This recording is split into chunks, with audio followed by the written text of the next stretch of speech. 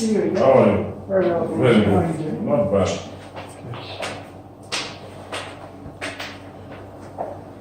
Your Wi-Fi? Yes, thank You've you. connected, yeah? Yes. Wonderful.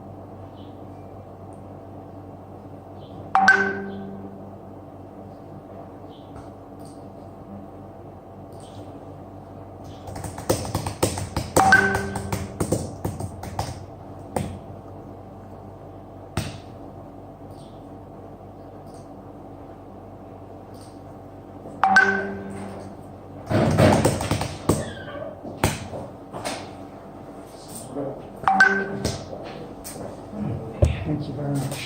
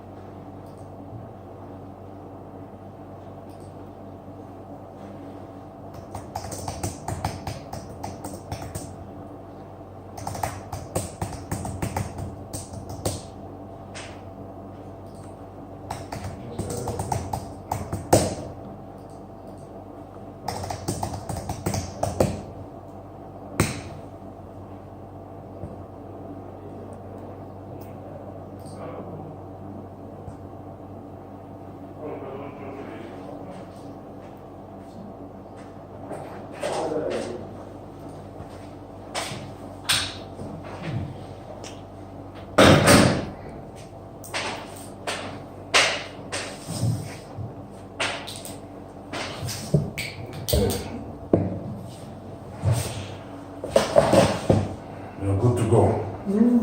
Okay. Thank you. Welcome. Okay, so if I can please show you the list of compliance documentation that I am required to supply to my colleagues, who in turn supply it directly to the bank before they're able to authorize their first transaction. Okay. So, now, thank you very much. Now, if I can be very frank with you, and so, should I call you Mr. Mundi? Yeah, sure. Okay. If I can be very frank with you, most of this, in my opinion, is relatively pointless box checking exercise, and it's so that the bank can cover themselves if ever they are approached by their regulators and accused of helping to support a money laundering operation or something like this. So these are just KYC, manual customer anti-money laundering measures that they take. Now, having said that, Corinne, who is the one that I send all this documentation to, she has confirmed that within the last few weeks they have succeeded by providing similar documentation to this to satisfy the compliance departments of the two banks, which are UBS and Credit Suisse in Switzerland, that we will be making the first transactions from at least. Okay. So please forgive this long list of things, but we do require it. And if there's anything that is not exactly possible, please just let me know. I will try to make a list of all of the substitutions, and before we leave here, we can confirm whether they think that they will be accepted. Okay. So we begin with this one. So really, there are 6 documents in total that we have to complete. The last 2 are contracts, The first 4 are for the bank law compliance. So to begin with, we have a chain of custody declaration, which basically is just whereby we ask you to confirm that you are familiar with the OECD due diligence guidance for responsible supply chains of minerals from conflict-affected and high-risk areas.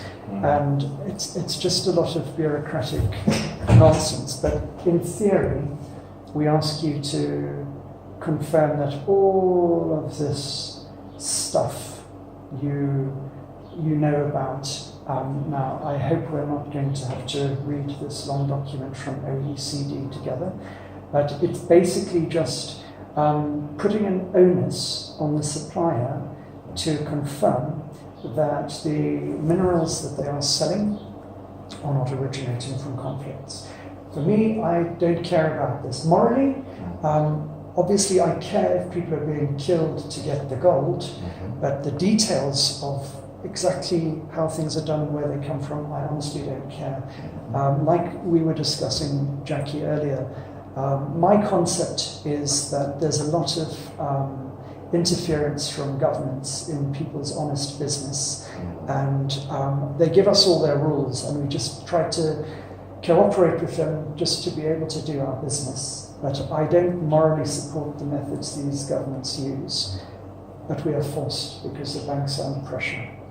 So can you see any problem for you to sign this document to say that you confirm that you have in place an adequate supply chain policy, OECD RJC chain of custody standard, WGC conflict-free gold standard, that includes ongoing proactive and reactive due diligence, risk assessment and mitigating controls to make sure that we and our suppliers are not dealing with precious metals originating from conflict-affected or high-risk areas. Also, we confirm that we are observing and complying with domestic and international laws, rules and regulations, including those governing the illicit trade in precious metals and the United Nations Security Council sanctions. We hereby acknowledge that we have received the OECD due diligence guidance for responsible supply, which is that document I just showed you, blah, blah, blah. And we undertake to review it thoroughly and to comply with its provisions. Now, all I need to know is that the gold has a certificate of origin in Kenya, and it is being supplied legally in accordance with the laws that govern these trades in Kenya. And so legally, that's all I need to know. Morally, all I want to know... It is legally, it's got a certificate of origin for Kenya. Okay. Yeah. In which case, from my perspective, I cannot see any problem for you to please just sign this. Do you have a printer here? Yeah, we have one. Okay. For you to please just sign this. Oh, do you have a scanner here? Yeah, it is. Excellent. Okay. And if you're then able to print this, I don't know if you're using a stamp. Are you using a stamp? Yeah, we can use a stamp. Okay. But stamp. But the issue. What you do? Send it to my mail. Okay. All right. Okay. Even I wonder, are you a Google Documents user? If not, I think I can export. Okay, let's download this. Download as Word document.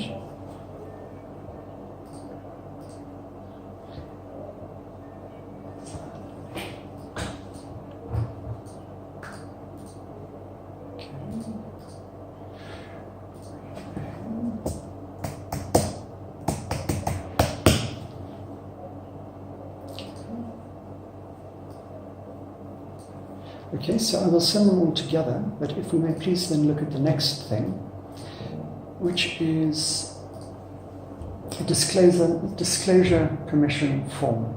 Okay. Again, it's quite a short document. Basically, you are just giving us permission to supply information to the banks for who we are dealing with.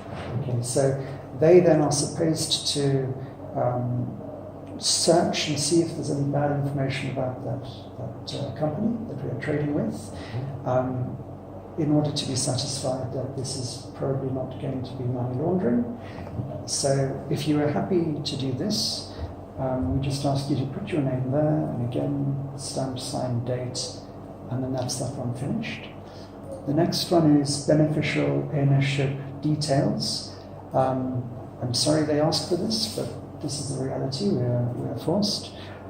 Declaration of the ultimate beneficial owner. So this is for the company that we're trading with, that we'll be paying to.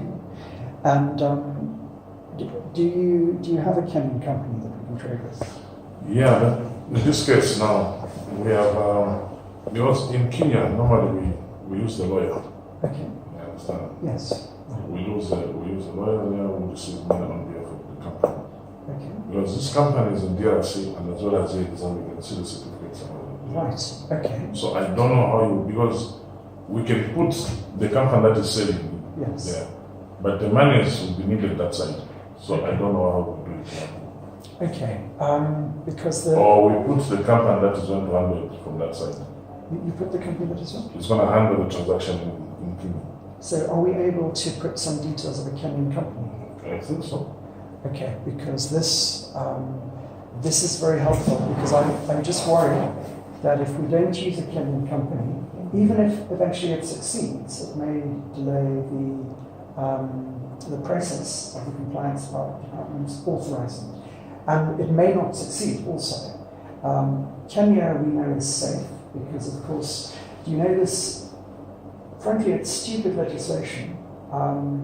It's the United States Dodd-Frank Bill, Section 1518, that describes DRC as a conflict zone, which maybe I can understand. Yes, the DRC has been declared a conflict zone. It's the reason why we're using Kenya. However, it also describes Uganda as a conflict zone, and Tanzania. These are not conflict zones. But anyway, this is the legislation. I know Donald Trump is trying to repeal that section, but until then, we have to really use Kenya to deal with that. So, in terms of the beneficial owner of the Kenyan company, will we be able to get these details? Yeah, we can. In that case, there will be no problem.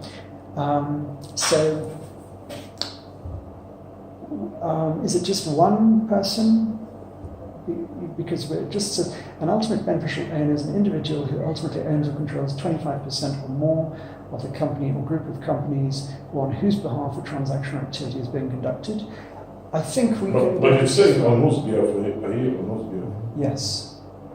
Yes. So, an ultimate beneficial owner is an individual who ultimately owns or controls 25% or more of the company or group of companies, or on whose behalf a transaction or activity is being conducted. So as far as the banks are concerned, they want to know that this is a Kenyan beneficiary. You can see it anyway. Because if we start introducing other countries, I worry if it works at all. Let's do something that is going to be of your good and our good. Okay. Let's not do something that will stop the process of payment. Okay. So can we do this with the Kenyan? Mm-hmm. Okay. Okay. And so So then from the beginning, from the first document, second document, all of them, they're Kenyan. Yes. If everything is Kenyan, this just makes our job so much easier. And I hope very quick. The fourth thing is this compliance and checklist. Now this is a long boring document. Now here, I'm afraid it's all of this stuff we have to complete. We have to complete this. I've suggested a response to one of the questions here, but otherwise they're quite easy questions, but we have to answer them. All of this are going to the bankers. Yes, this information will be supplied to UBS and Credit Suisse in Switzerland. So you need to be happy with that fact before you give us that information. And usually, I don't think the information goes anywhere because the banks can also get into trouble for passing information. But they have a responsibility to do their due diligence on their company that they are authorizing payments to be made to. So in this matter, you're not the end buyer. Yes, but the point is the bank Just look, the bank, just to authorize the payment, they still need to know that they are not... Where do you want to take the gold first? If it's going to Dubai, I don't think... Well, no, initially what we're asking for is Switzerland for the first few trades. The reason being that we have already recently satisfied Credit Suisse and UBS with all their compliance procedures, so we can get that going.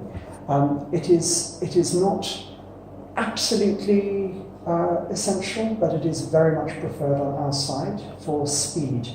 Because if we give all this information that is being requested here to the bank today, well, today is actually a bank holiday, but tomorrow morning, if we give it to them tomorrow morning, then they say within 3 to 5 working days, they can give us an answer as to whether the compliance department has accepted all of the information we have given. Because we've been dealing with them recently. So before that, we cannot trade. Yes. So the banking compliance is basically just to Niko kwenye mkutano tumeanza mnipatie tu muda. to do a due diligence on the company. That's all, yes. It's not about anything to do with borrowing money or anything like that. Otherwise, we'd be asking for business plans and all this kind of thing. It's got nothing to do with that. It's just to do with releasing funds. You know, if you look at what is happening, if you Google now Latvia banking finance minister, you will see earlier this year, last year, the finance minister was actually arrested because the United States Department of Treasury launched an investigation in Latvia because they accused Latvia of supporting Russian money laundering. And so what is happening a lot, and it's happened in Latvia, I know in Lithuania there was a similar issue in June. One bank wrote to 600 of its clients to say we have to close your account because you are registered in certain jurisdictions and our regulations are becoming so strict. The banks are very frightened of being shut down by their regulators because they're not following due process. Now, from my perspective, I think it's probably a manipulation, but the reality is what they do is they find 1 or 2 transgressions and they present that as evidence of wrongdoing on the part of that particular bank. Do you remember what happened in Cyprus, where they froze all of the bank accounts and then they tried to take 10% of everybody's accounts? This was about, 4 or 5 years ago. Now, all of the banks are so worried that if they are accused of supporting a transaction which may subsequently be demonstrated to be money laundering, they will lose their license. They will instantly be frozen, like happened in Cyprus, and they will lose their license and stop trading. So to be perfectly honest, the banks themselves, even when I was just waiting for this meeting, I'm communicating here with Dimitri Dubanovic. He actually worked for one of the Latvian banks. He left the bank because of all of these ridiculous regulations. But the whole point is that banks themselves, they don't really care. They just want to make money. All they care about is the police, who are the regulators. The regulators are like watching them like hawks for them to make any mistake. And as long as they can evidence that they have all of this information, they can prove that they have satisfied their KYC requirements, know your customer, and then they cover themselves, they're protected, they can sleep at night, they can send money, no problem. But to begin with, they have to do their due diligence. And that's all that this is about. I've signed these things before so many times. You know? I've signed these things so many times. Where you put your passport copies or what, and then people, they disappear, you know? Well, I can even stay with you until this happens. Jim, what about prior to this? Maybe there's a contract that has been signed. Because you see, look at this one, the documents from the mine. Yes. these documents you require from the mine, these are coming from DRC. So which mine are we going to put? No, Because certificate of origin is for Kenya. You don't own a mine in Kenya. don't worry, because in this question it asks you, look down here, it says business activities. Are you a mine or are you a trader? We're a mine. Yes, but in Kenya, you are not a mine. In Kenya, we're not a mine. You're a trader. So here, the But right... now in Kenya, we are getting the money through the lawyer. Okay. You see where the Yes. difference is? Yes. In Kenya, we get money through a lawyer. Okay. So there, what do we put there? Okay, so do you, when you are exporting, like when you have exported previously, what documents, what supporting documents do you When we're provide? exporting, there's a clearing company which does that for us. Okay. Yeah. And they have their own dealer's license for minerals? Well, that's fine. Because here, let me show you in the contract, Okay. All right, I'll call you to that. we acknowledge that you may use the, I'm just trying to find it, you may use another company's licenses. All we care about is that all of the license information is supplied. I can't find it at the moment, but I know it is there, so it's not a problem. So what you do here is that you will put here that you're a trader, and then for the mining documents, you will say this is not relevant because we're trading, we're not mining. And, you know, I've spoken to the inspectors of mines in Madini House, you know, they're in Nairobi, and I've asked them, do you care where the gold is coming from, as long as it's in Kenya? And they said, we don't care. So you may deal with many different mines in Kenya. From my perspective, I honestly don't care at all. All I care about is that we have all the paperwork we need to satisfy the authorities in Kenya, so nothing is held up, and we have all the paperwork we have to satisfy the compliance people in the Swiss bank. For how you want to present it, I really don't mind at all. But my recommendation is here to say you are not a mine, you are a trader. And then where it asks about licenses, you just attach the licenses for the one who is exporting on your behalf. As long as they're valid licenses, there's no problem.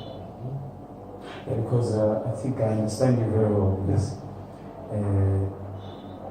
I think this policy was passed on to most of the countries where there is terrorism and money laundering. That's why Cyprus was one of them. So if we talk of Kenya, yes, to all banks, that policy was passed on to all the banks in those countries. This is Kenya. Well, yeah, the problem is not the Kenyans, the problem is the Swiss. It's the Swiss. The problem is the Swiss authorizing the transactions. In Kenya, right? Yes. Yes. So yes. But in a country where there's been terrorism, there's been money laundering.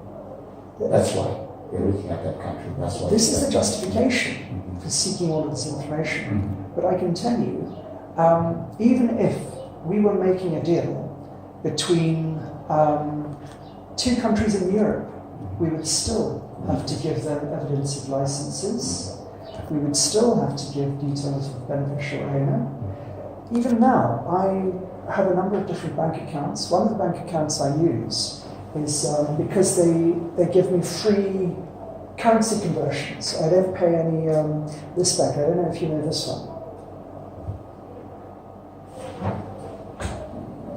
It's excellent because it's, apart from giving you a nice metal card, they allow you to change as much currency as you like at interbank rates, so it's like no commission.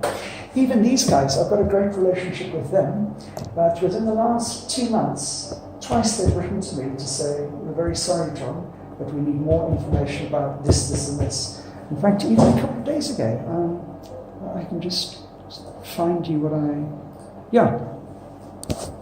Can you please clarify what is the purpose of payments from these payers? What is the nature of your business relations to the following? Now, this is for one of my tourism businesses in Tanzania. And all we're doing is we are paying this Sajit Patel. Oh dear, he's got a Muslim name. Now, this hits a red flag, and now who's this Sajid Patel? We pay somebody called Dr. Naushad Noorani. Now, in the imaginations of these people, maybe he's a nuclear scientist in Canada. He's not. He's just an honest businessman who owns a grocery shop in Arusha, and we just paid him for like 47 million Tanzanian shillings for groceries. It's only $20,000. But they have all their little red flags, and if you trigger one of their red flags, they write to you and ask for lots and lots and lots of information. And it can take me like 2 hours just to provide all this. It's wongo. It's complete nonsense. We pay to the Door of Hope Children's Mission because one of our clients, when they were climbing Kilimanjaro, they were raising money to help orphaned babies in Johannesburg whose parents had died of AIDS or something like this. They want to know, who's this Door of Hope Children's Mission? Is it some terrorist training camp? It's complete nonsense. But we're constantly having to supply information to them about the most boring business. Yeah, so in this matter we are saying your bank is the one that needs information. The bank is the one that needs You information. release the money. Exactly, yes. And that's all it is.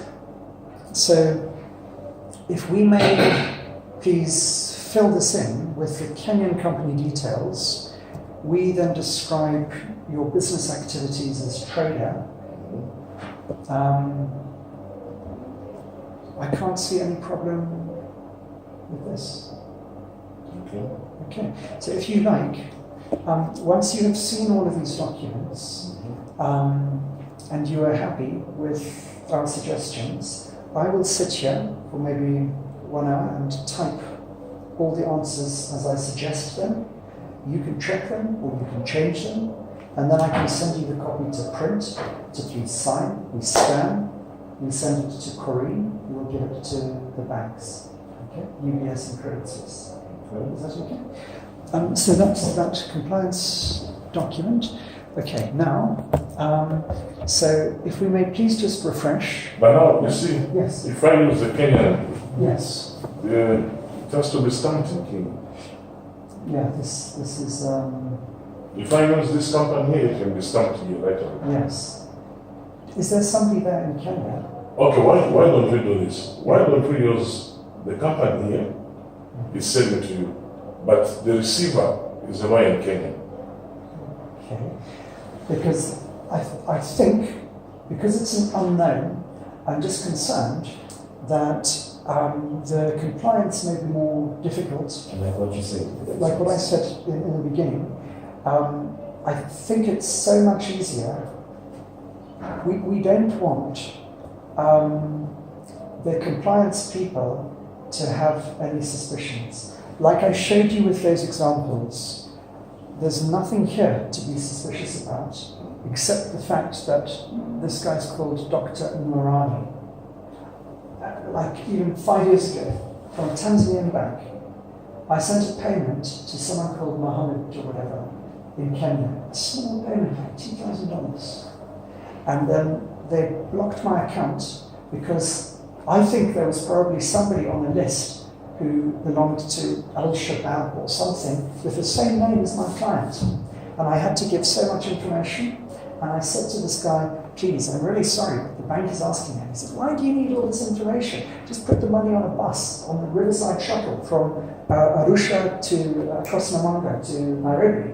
And we did. We just did that. But then I said to the bank, my client, it's not convenient to give all this information for such a small payment. And the bank still chased me, like I'm some kind of a criminal for not answering all their questions. So in my experience, it is so much easier to keep the story very simple. It's a Kenyan company, Kenyan product, Kenyan beneficiary, Kenyan bank account, Kenyan everything. Because these guys here in Switzerland, they don't know anything, you know. But if we start talking about Zambia and all this kind of thing, then they may think, so now maybe product is coming from one place to another. Now we want to have proof of the chain of supply. Do you see what I mean? And then they put the onus on us to provide all this evidence of where it has come from. Then we need to get the cooperation of mines in Kenya to say, yes, this product is coming from them. And it becomes long and complicated.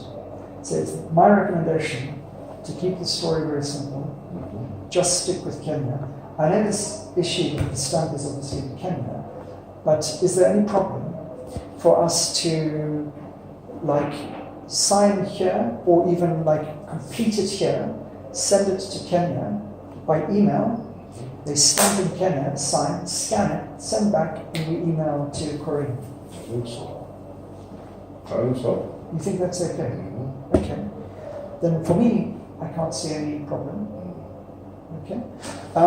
So now, if we can please just recap, chain of custody, it's literally just a signature, but it's got to be the same company. So whoever is the one in Kenya is responsible, he needs to sign. It's just a declaration. Disclosure permission, it's just to say you allow us to provide this information to the banks. Okay? Beneficial ownership, it's just the information about the one who officially is owning the company in Kenya. Okay? Compliance and checklist, this is the one where I will fill out these details the way I recommend. The main challenge now is giving the details that are on this list. So we need. What is disclosure form? Disclosure form is the one. It's this one here, where you give us permission to give information about you to our bank. That's the disclosure form. So if I can just this one, let me just do like this because we've already discussed this. Beneficial owner declaration. We've already discussed that. Compliance form, actually this is the compliance form. Copy of export license. Do you see? This we have to give to the bank to prove that this is really a company who's allowed to export gold. This isn't money laundering. Now, the export license, even if it's not in your name, it doesn't matter. Okay? And then the World Gold Council Standard Chain of Custody Declaration, it's just this one. You just put your name, well, not your name, but the Kenyan puts his name and signs. So that's this one, taken care of. Passport copy from the authorized person. Well, whoever will be dealing, who is signing this documentation on behalf of the company, we are supposed to have a board resolution. So whoever is your lawyer in Kenya, he needs to just quickly write a resolution to say that this person is authorized to represent the company for the sale of raw gold originating in Kenya. Something like a poverty. Yeah, a little bit like that. And this is just like 3 lines, signed, scanned, and that's it. So I don't know if the lawyer is available to be contacted to ask him to please do this quickly, but that's quite straightforward. Certificate of incorporation. Hopefully your lawyer has a copy of the certificate of incorporation. It needs to be notarized. So the lawyer, can just stamp and say this is a true copy of the original certificate of incorporation. It's no use to send us a copy of the original because we need a notarized copy just to prove it's not a forgery on Photoshop or something. Okay, so hopefully if I can just put here lawyer, board resolution, lawyer, passport copy. So whoever is named as the authorized person on the board resolution that the lawyer quickly produces, the same person, we need to see a copy of his passport, the photo page with the identity details. So that I think is straightforward. Then export license. This we do need to see. So are we able this morning to liaise with the company whose export license you'll be using to ask them to make a copy? Okay, just leave it for some second. Okay, World Gold Council. This is the one it's just the one to say We know that we must avoid getting minerals that are derived from conflict, and we agree. That's it. Okay, and that's all the documentation. So, if we can get all of it now. As far as the stuff from the mine is concerned, because we say we are not miners, we are traders, I need to check with Corinne. I did ask her already. She said she's going to check, but I think it means we don't need any of these 4 things. Okay, I think so. In which case, that's all. Then we just go straight into filling in these details. Okay. So I will need those details, like, in order to do this, and then in order to finish the contract, I need to know which details, what is the name and like the number of the Kenyan company, and I need to know what is the name and passport number of the authorized person for the company. Then I put it into the contract, and that's it. We print the contract. You guys sign it. We email it across to Mr. Puentner in Switzerland. He signs his side. We have the contract. And then let me just show you, so the contract. Now, there are 2 contracts. This is the way we ask this to be done. I'm so sorry, I'm a little bit dry. Please allow me.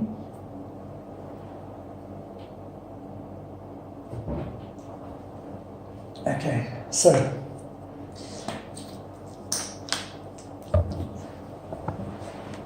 the main contract is going to be the contract that is supplied to, a copy of which will go to the bank so they understand the nature of the business. Now, what I am suggesting is the way we prefer to do things, okay? When I explain, you will understand that this method requires us to have a lot of trust in you, but the reality is I have seen relationships in the past damaged simply because of very small things, very, very small things. And so I push for this system to be sure that nothing will go wrong with our relationship. Because for me, if I can be very straightforward with you, this life is not worth living unless we have good relationships. If our wife hates us and our children hate us and all our work colleagues hate us, it's a very unpleasant life. We can have all the money in the world, but if we have bad relationships and we're stressed and we're angry and we don't sleep well at night, it's pointless. We can do nothing. So my priority is to ensure that if we begin, our relationship is the priority, it's maintained in the best possible condition. So I don't want anything to be able to go wrong once we have both invested in building this relationship together. Okay. So now, as far as the payments are concerned, the price that you guys have given us per kilogram is $30,000 of net metal value, okay? We don't want to pay just the $30,000. The way we want to do it is like this, okay? We pay you 95% of the LBMA rate, whatever is the bid price, okay? You receive all the payment, and then once everything is happy with that deal, you then pay us. I will show you the contract, okay? So basically the deal is not done until you have your money, okay? We are the last ones to get the money, okay? The 95%, the 5% is just our costs in Switzerland, but it's not our profit. Do you understand? So let me explain. So here's the contract. You can read it in more detail, but the commission is asked for to be like this. So the contract price, as we have agreed, is 30,000 US dollars per kilogram of net fine gold. Okay? The commission, the contract price is the final amount that the seller is to receive once bank charges have been deducted. Okay? The commission payable by the seller to the paymaster is to be calculated as follows. Okay. So the commission is 95% of the LBMA bid price minus the contract price. For example, where, for example, the LBMA price per kilogram of fine gold is saying $39,000. I think today it's like 39,200 or something like this. Commission per kilogram of net fine gold would be calculated thus. So 0.95 times 39,000, which is something like 37,050. We actually pay that across to you guys, okay? And I will explain in a moment an aspect of our motivation for this as well. Minus the contract price, it leaves the 7,050. Now that actually is our profit, okay? And we only want you to pay that once the deal has happened, the gold has been transferred into our name, you have all your money, your bank charges are met, there's no problem with the transaction, then you say, yes, it's done, here, have your commission.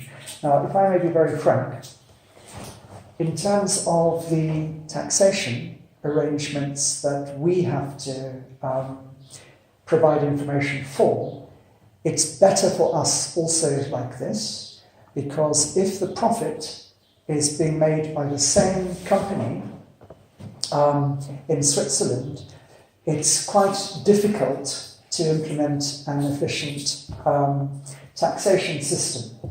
Now, what we are doing is perfectly legal, but it's much more efficient. I like it for two reasons. I like it because, on the one hand, we are not wasting money giving it away to governments unnecessarily, when they already get their cut. And on the other hand, it's a safeguard against anything at all going wrong with the operation. You see, because you have all our money. Let's just say, for argument's sake, we did it the other way, and we only paid you directly the 30,000 kilograms. And let's just say the payment was held up, okay?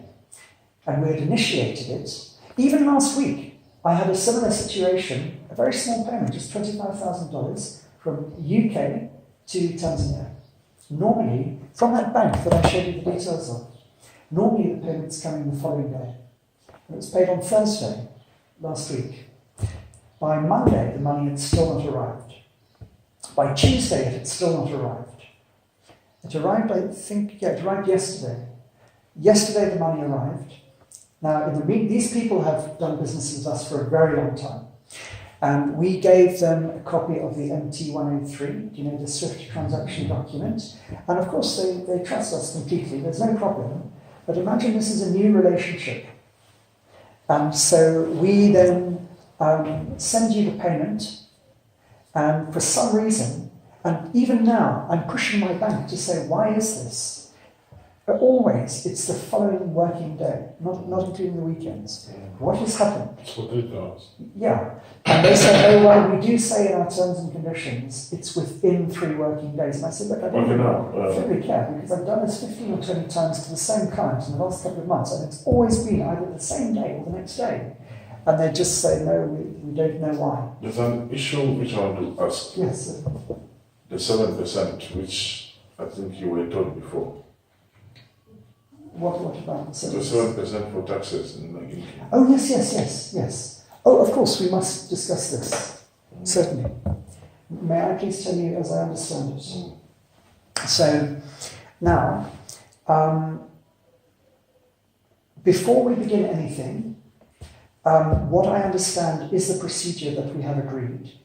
Is that I go... So, let's imagine now we succeed to get all of the information that we need. We supply that information to Corinne. She supplies it to the bank. Tomorrow morning, for argument's sake, the bank acknowledges we have everything. We now are allowed to take 3 to 5 working days before we confirm that we're able to initiate payments to this company. Okay. I then immediately, from here, from Lusaka, I go to Nairobi. Okay. And I wait and I chase and I say, Kareem, please push this bank, please push them. Hopefully we can get it done within the 3 working days. Okay. But however long it takes, if it's 3, if it's 4, if it's 5, nothing happens until we get confirmation that the bank is ready to approve the first payment. Okay? I'm now waiting in Nairobi. As soon as that happens, I say to you, please, everything is ready. Can you please join me in Nairobi? Okay? You come to Nairobi, and remember, the first test payment, we requested 50 kilograms. I know, Derek, I'm a bit confused if it's Derek or Rizek, because you called it, I think you called him. Yes, his name, all of them. Okay, so it's okay for me to call him Mr. Derek? Okay, so I know Mr. Derek said, can't we make the first one 100 kilograms? And I said to Kareem, why don't we just make it 100 kilograms? Because they're only asking for 8%. I know 7%, but we can't cut gold bars, so effectively it's 8. And she said, we can't. And I said, why not? And she said, I don't know, but we have something in our procedure. In fact, let me please show you. I'm pushing her for this information because I don't actually understand what the problem is.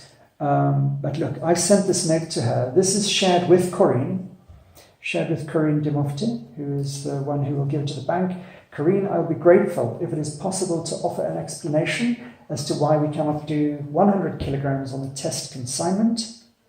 I recall you indicated that this is a procedural commitment, but I wasn't clear as to whether there's any flexibility in this regard.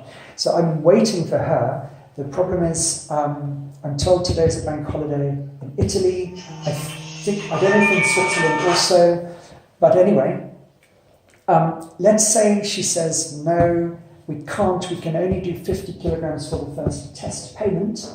Then what that means is that I ask you guys to please present 4 kilograms, being 8%, because of course we don't want to cut a bar, 4 kilograms to me in Nairobi. We go together with Brinks, James Sambu, he's the Chief Operations Manager there at Brinks. He is already informed of the requirement to assist in this process. We go to Madini House together.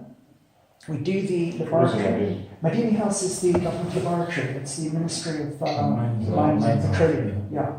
So they then perform the analysis. We ask for 3 types of testing of the gold. Obviously, for the surface composition, it's XRF. And then I know for you, it's stupid, because what is the point of giving us fake bars when you are then going to pay to send everything to Switzerland? But if you must please understand, I'm just following agreed procedure, because until we have a good relationship, I have to show that I'm performing my own operational due diligence. So anyway, what we do is the specific gravity testing, the XRF for surface composition, and then ultrasound, just to make sure there's no insert or anything inside it. Because with the specific gravity testing, do you know the specific gravity of tungsten is 19.2, gold's 19.32. So some conmen, they're putting an insert of tungsten inside the gold bar. So if you do the XRF, it looks like gold. You do the specific gravity, it seems like gold. But then you have to do the ultrasound to make sure it doesn't bounce off an insert. So anyway, Madini House is responsible for this. They issue a certificate to us of purity. They stamp that, so this is an officially valid government document. That is then handed to James Sambu, Chief Operations Manager at Brinks, and that with a certificate of origin, just for that 4 kilograms. He has all of this then safely in Brinks's custody. The moment he confirms to Corinne that he has all the documentation he needs and he's happy, Corinne then initiates the payment for for the 4 kilograms to you guys, okay? Once you receive that payment is equivalent to 8% of the first test payment of 50 kilograms. Then I get on a plane with you, we go to Switzerland together. They clear it using Loomis in Zurich airport. They take it from there to the refinery with us together. We're all there together. The 4 kilo. No, not the 4 kilos, the 50 kilograms. The 4 kilos stays in Nairobi. The 4 kilograms is the collateral against the 50 kilograms. You understand? So we hope never to touch that 4 kilograms. If the 50 kilograms is okay, that 4 kilograms can be released back to you. There's no point though, because what we will ask to do on the next one, when we do 500 kilograms, is that we do what we did with the 4 kilograms with 8 times 5, 40 kilograms. So then we take 40 kilograms to test and then do the same process, pass you the money for all the 40 kilograms, then you have enough to pay to clear the royalties, the customs, the handling charges, the insurance, the freight, to then send that to Switzerland again. So you were never exposed. Does this make sense? So this is the procedure that I understand that we have agreed. And for my side, everything looks good, provided we can get all these documents for the Kenyan company. Okay. I know we've covered a lot of ground. Yeah, there's too much work in the way you want us to operate. It's too much. Because, but it's my job to try to make that as simple for you as possible, and to bear the load administratively and bureaucratically as far as possible myself. So if there's anything that needs to happen that is standing in the way, then you need to let me know what I can do to facilitate the process. For us, I know it's boring with all this documentation, all this nonsense, but once we set everything up, afterwards, it's very smooth. And if you don't want to do in future, if you are already confident, once we've done the first trade, the first couple of trades, we don't have to do the thing with the brinks and the deposit and the 40 kilograms. This is your security. But if you want the 7% payments up front, then of course we have to use that method. If each time you want the 7% payment up front, then you see, why we do that in most cases, it's because we want the person to commit himself. How do I, me the miner, mine the gold, pick up the gold and take to Switzerland without seeing any money? Of course. No, I agree. You understand? Yes. This is the same thing. Your small money, you put in too many things just for that small money. Now me, you want me to carry my gold, all of it to go to Switzerland without money. No. I agree, which is why I agree we need to do this to begin. Because I need to put up measures, because if that's the case, you need to put up a standby rate of credit, an instrument, put through our banks. That's the only way we can do that. Well, we can do a soft probe, but I spoke to Nadia about a standby letter of credit, and I explained because I cannot move 50 kg just because your money is secured, please. What about me? How am I secure when I go to Switzerland? I won't be swindled. Do you mean, for example, if you took the 50 kilograms to Switzerland and then we didn't pay you, then you're stuck with the gold in Switzerland? So what we... Such things have happened to us before. Okay. So what we suggest is a soft probe, communication between our two banks. But in terms of SDLC, I worry because let me just show you. Whenever your side are nervous for some reasons, my side we're nervous for different reasons, because unfortunately in this industry there are some very good people. I mean, the extraordinary thing is, you guys, it seems like you're doing what you're doing because you love your country and you want to help the people of your country. So if you are not con men and everything you are telling me I can believe, then you're very good people. But the reality is, there are also very, very bad people in this. Greedy people. If we begin to talk like that, my brother will tell you a lot. Yeah. We've seen a lot in these Yeah. transactions. Yeah. So the reality is, each of us is nervous for different reasons until we have a good relationship. And so when we talk about SBLC, I will show you why they're getting nervous about that specifically. Let me just quickly... But it's an instrument that is going to secure us. Us to say now how we're going to do a transaction. Yes. Because you've secured yourself, starting from the KYC to where the gold is being kept. You understand? But you've not looked at our side. Yes. Because all what you're talking about here is your side. Yes. Your money is secured, the gold is secured, everything, your profit is secured, everything that you are doing right up is secured, obviously. But now from our end, there's no security. Yes, but I mean, let's say we have... So if your bank cannot put up an SLBC, then there's no reason for us to go ahead. Because if it's to go that process, the word that we're picking up right now, the one you just explained, it seems to be a very, very long process. And it's so involving.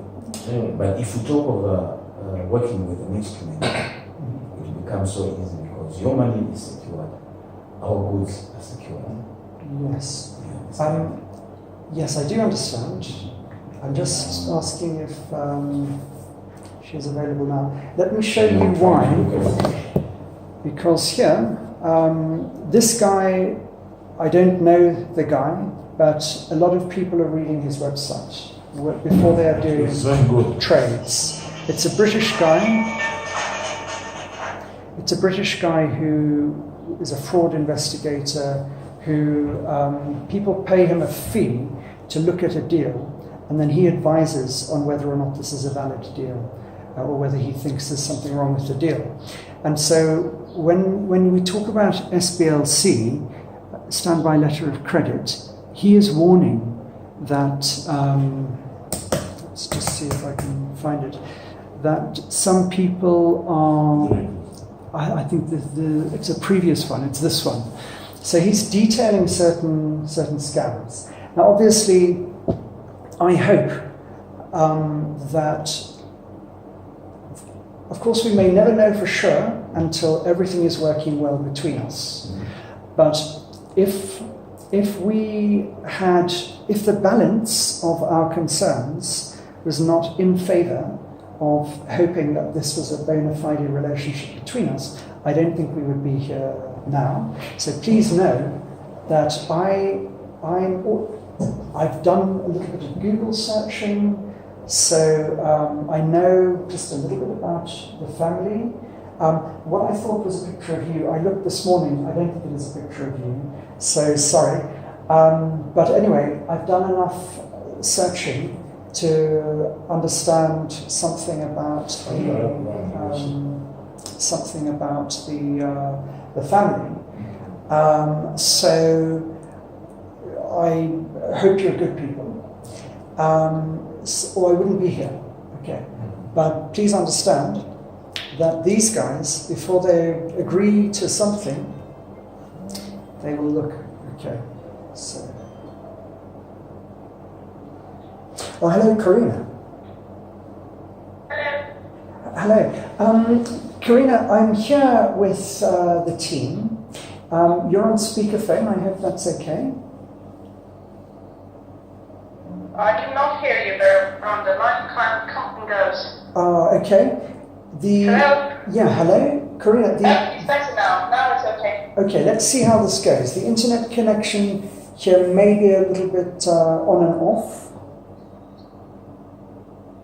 Right. Okay, so now we have gone through the compliance documentation. It seems like there will not be any problem.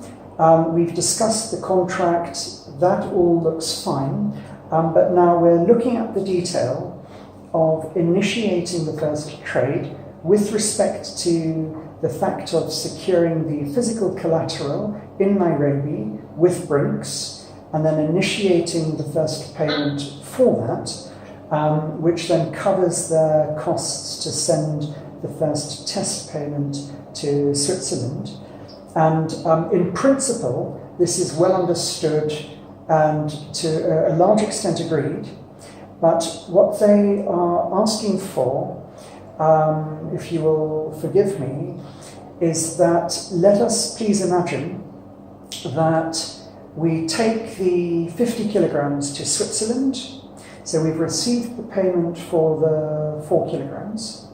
We take the 50 kilograms to Switzerland, clear it through customs, take it to the refinery, have it assayed, and then for some reason there's a problem with the payment, and then they don't receive their funds.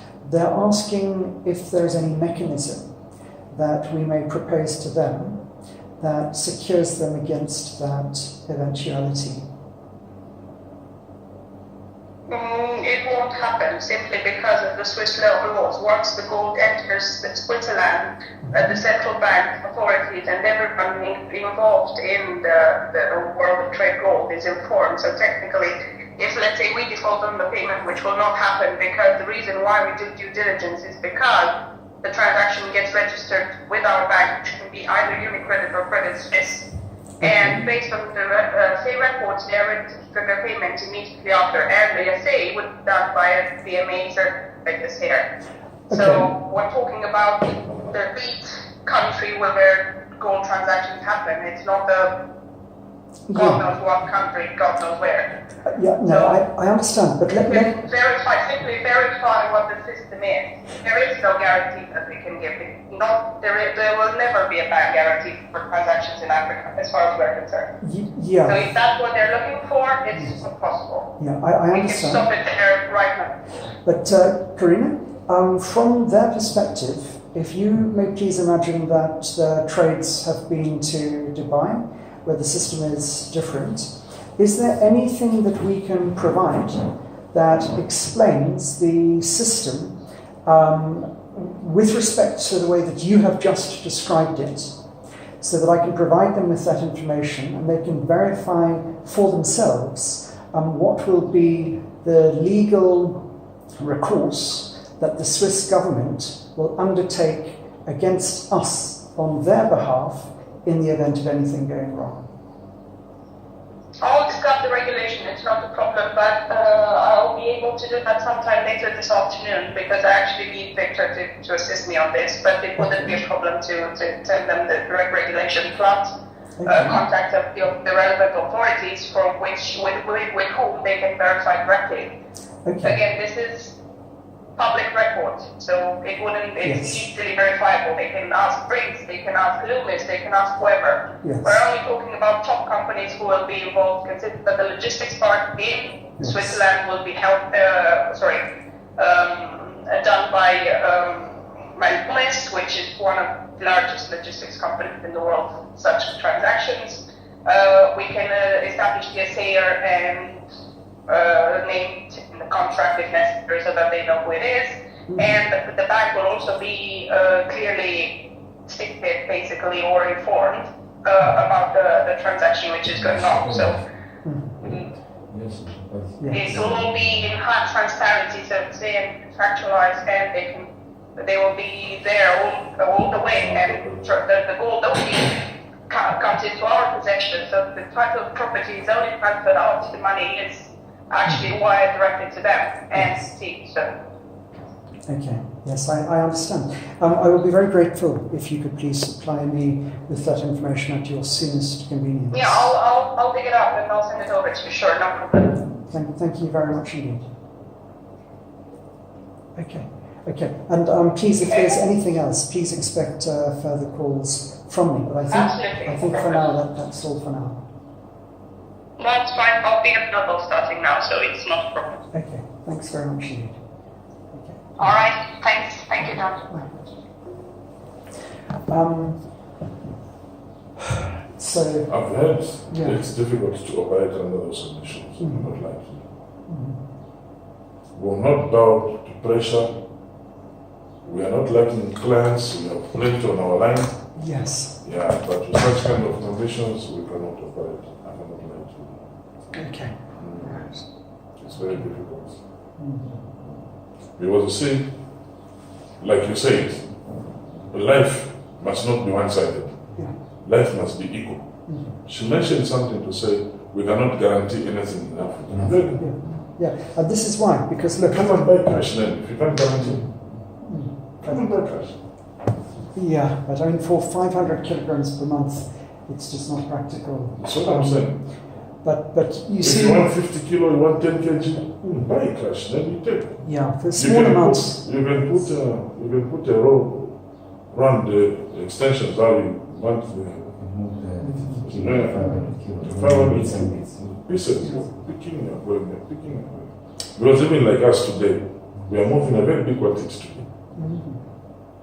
We're moving a big quantity.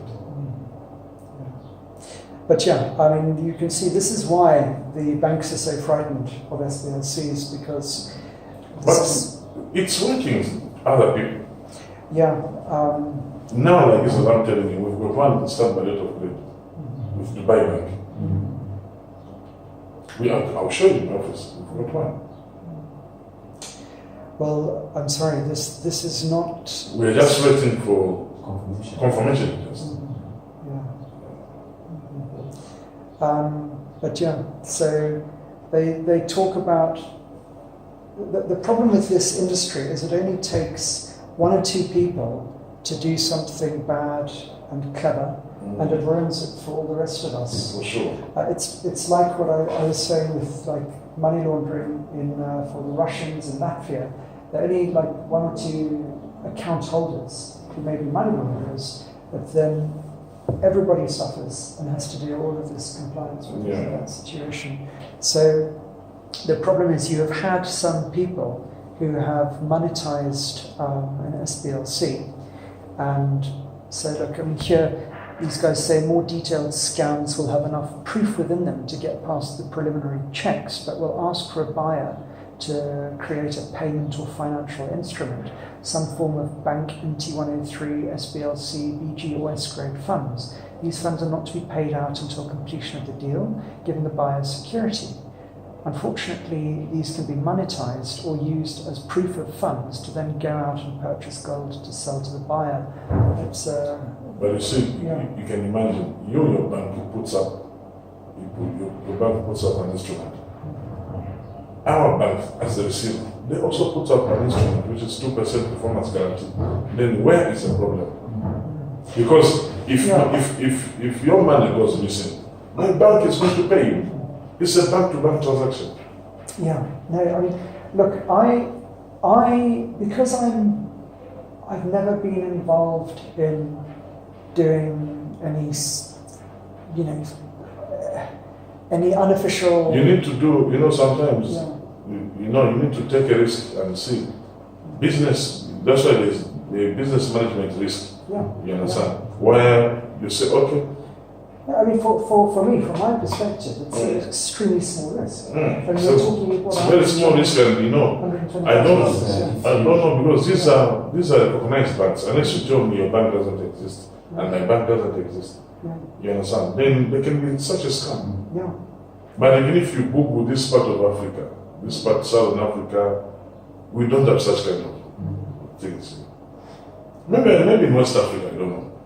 But No, it's just it's very sad. In every business or any transaction, whatever it is, I think there's always a line of scamming. It's always there. Oh yes, yeah. You see, so if somebody puts up something like that on in the media or on social media, and all that, it does not necessarily mean that it's a everywhere. Yeah, but you work like that. absolutely. And you see, this is a guy, he's a businessman. He's putting up those things, all of it, like caution, and you're paying him to get information. Yeah, and he's doing deals himself. Yes. So he wants to frighten you, so you go to him, and he takes a cut. Look, I know this, but the point is, it's not Karina. It's not Karina saying you can't. That is called what? Zen Gold. Yeah, Zen Gold. It's actually. If you Google it, Yeah, if you go to zengold.com, and when you go to zengold.com, if you click on gold fraud in the link, but the point I'm making is, it is not us that need to be convinced. The bank will not do this. What Karina is explaining to me is that there is no way that the bank will do this.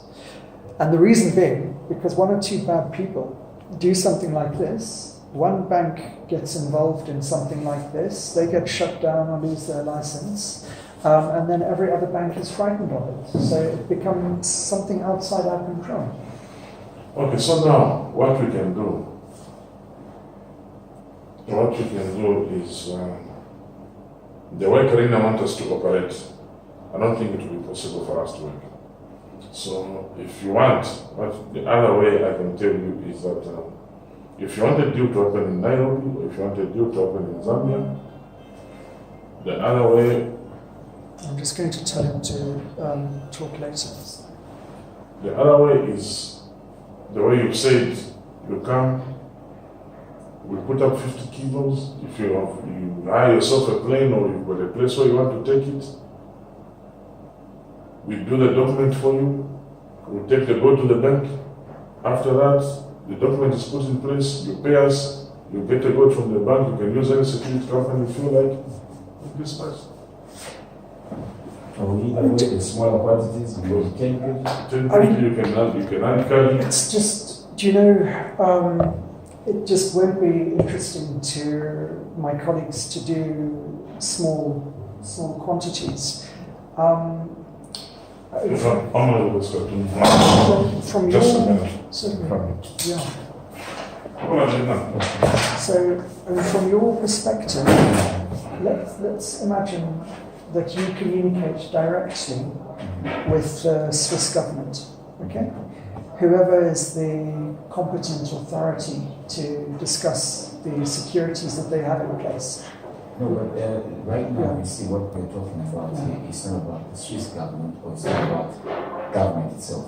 We are talking about two people here who are from two different countries and who are trying to do a transaction in between the two of them. That is the buyer and the seller. So whatever that is involved in between us, it's just the cash and the commodity in exchange.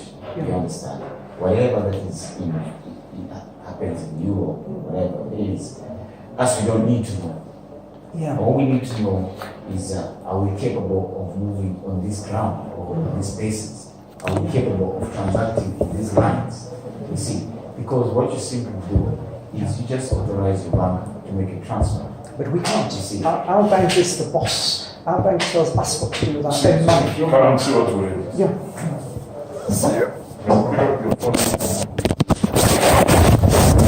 Even if it's our money, we can't do with our own money what we want. We can't say, hey, you're an our servant, do what we want.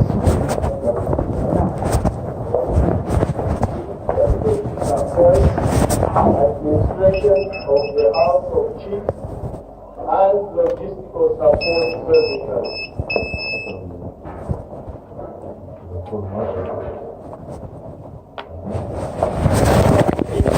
Continue those who are entering the House. Honorable Minister, continue. 2018 budget performance. Mr. Chairman, the ministry was allocated 129,927,507 watchers. Highlighted below were key programs undertaken during the period under review. But from our perspective, this is not In 2018, 18 million. point of pay. No, this one I'm just showing you. Because this one is living. Yeah. This is living for Dubai tonight. This is 400 kilos, 150. Yeah, together it's about 550. 550. It's living tonight. So I just wanted you to have a clear picture of what we do. So how are you arranging payment for this? We're talking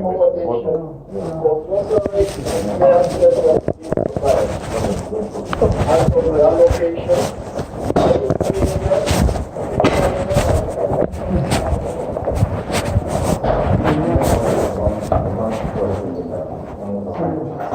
So I mean, the issue. You see that material? We've already received money from logistics. Okay. But you know, the issue is not your capability. The issue is that because we are doing this, Get them a license number, what you Google. Customs, you see that. The point is, you're trying to convince me. No. I don't need to be convinced. I wouldn't be here if I needed to be convinced. The problem is we're trying to convince UBS and Credit Suisse. This is the problem. Everything we do relies on the cooperation of the banks. You know, I don't know if you spent much time in Europe, but Europe is like a nanny state. You know, you can't just operate your business freely. Everything is so carefully controlled. They are trying to protect you against yourself. So for me, there's no problem. If you wouldn't be here if you didn't have the capability to do this business. The problem for us is that we have to pay through a European bank, and they have their compliance requirements, and you know, there's nothing we can do to ask them to do things differently. We can't take a banker out to lunch and say, listen, my friend, please, for us, let's just do things a little bit differently. They won't, because they're so worried about losing their licenses. Do you see what I mean? Sure. Yeah. So, my question was, you see, you are having the money with a certain bank. UBS and Credit Suisse, yes. Okay. And that bank, you are the client. Yes. Right? And you have got the right Yeah. to withdraw the money. We haven't. No, we haven't. There's no payment of Should have. Yes. Yes. Yeah. Hello? Yeah. But Hata tutaongea nao tuongee lugha ya nani? Hapana Swahili. I'm seated with Mr. John here. Hello? Hello? We've put you on speaker. I'm seated with Mr. John. Yes? Yeah. The condition of Mr. John and the partner in Switzerland they're trying to put up, it's different from our company operations where we operate. Looking at the way they want us to operate, I don't think we can do business. Your on speaker is here, is listening? Yeah. And may I please talk as Yeah, well? you can talk. Yes. And from my perspective, I'm sorry for this, but what I'm trying to communicate is that this is not our choice. We are bound by the procedures that our banks impose on us. Do you understand? Okay. So if, for example, we ask our bank for an SBLC, they will say, who is the client? What is the country? And we'll say, it's Kenya. Anywhere we say in Africa, they will say, sorry, we will not issue an SBLC. And so the question becomes, what is your security? So let us imagine that we pay for the 8% so that you can clear customs and royalties and freight, that kind of thing. You go to Switzerland, and then what your colleague Mr. Mundi has been explaining to me is, what about when we go to the refinery, we agree the price, and then we're ready to complete the deal. If there's any problem with the payment, where's your security? This is what he is asking me, and it's a perfectly logical and fair and reasonable question. And so I phoned my colleague in Switzerland to ask to explain. And what she explained is that even before we send the money for the first collateral payment, the deal has to be registered with the Swiss authorities. They then are the ones responsible for regulating it. And so if for any reason we don't make the payment, it's the Swiss authorities who will prosecute us. Now, I don't expect you guys to just believe that. So I have asked Corina to send all of the information that explains the system and the contact details of the Swiss authorities for you to contact yourselves directly, or you may find them yourself, of course, to understand how the transaction is protected. And it's one of the reasons that we prefer to begin these trades with Switzerland. You understand? Okay. Yeah, so I'm very sorry, but it is a matter completely outside my control. Your other colleague here, Jackie, he's explaining to me, but hang on, this is your money, it's your bank account. You can just tell the bank, hey, we want money for this. Now, logically, morally, perhaps that makes sense, but the reality is, even though it's our money, we can't just tell the bank to pay whoever we want, because they are worried that if they don't perform all of their own due diligence processes, and if subsequently it is proven that they have assisted in something that is illegal, they may lose their license and be closed down. And so even before we ask them to make a payment, they ask us for all of the supporting documentation, which is, of course, what I was trying to obtain today. I hope that makes sense, and I'm sorry it's different to the procedures you have, but we really are completely bound by the procedures that the banks impose on us. Okay, so will you please give me Mr. Mundi? Yes, certainly, he's here.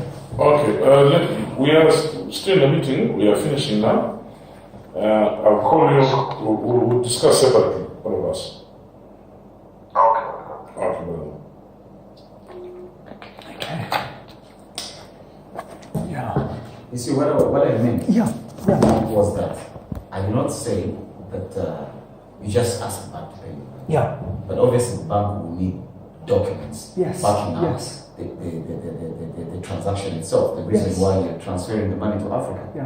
So if you have got documents or a contract that is showing that you are transacting in a gold business, Yes. I don't think the bank would have a problem to release the money. I'll So- tell you. Yeah. What I'm simply trying to say was, if you want to start on a smaller quantity, there's a contract that can be signed, Yeah. presented to the bank to say this is the transaction that we're doing, Yes, certificate yes. of origin, the Yeah. company certificate of incorporation. Yes. Then you do a transaction, you make payment. It's simple. And this is why we After ask. verification. This is why we ask for just the 50 kilograms up front. Yeah, the first test payment just to be a small payment, 50 kilograms. But The problem is the SDLC. In the term of 50, Yeah. in regards to the 50, Yes. 50 kilogram, Yeah. the process seems to be different because it's supposed to be a 4 kilo, which is supposed No, to no, be. no. Let's be clear. So why can't you get the 10 kg cash, hide carry in Maybe- Because it's easier to make a payment for 10 kilo. Maybe I Then you need to can explain increase. well. Let me please try to explain again a different way. The 4 kilograms, this is just the physical security The collateral. against the deposit payment. Okay. Which is not a wrong thing. Yeah. Which is not a wrong thing. Yeah. But we are saying, you've secured your money with the collateral. Yes. That collateral is not in any way attached to us. Or if anything goes wrong in our export of that product, you can just tell Blinks to say, can you send that collateral to us? Okay. You understand? I think Or you can yes, travel. yes, absolutely. No, Or I you can understand. travel, you come and pick it from Blinks yourself. No. Because it's hand carried, it's got document, it's documented. You know, we can do it Absolutely, the other way around. Instead, you see, like what he has said, because you can authorize BRICS to, or you can just say, okay, fine, you know, and then we lose our product just like that.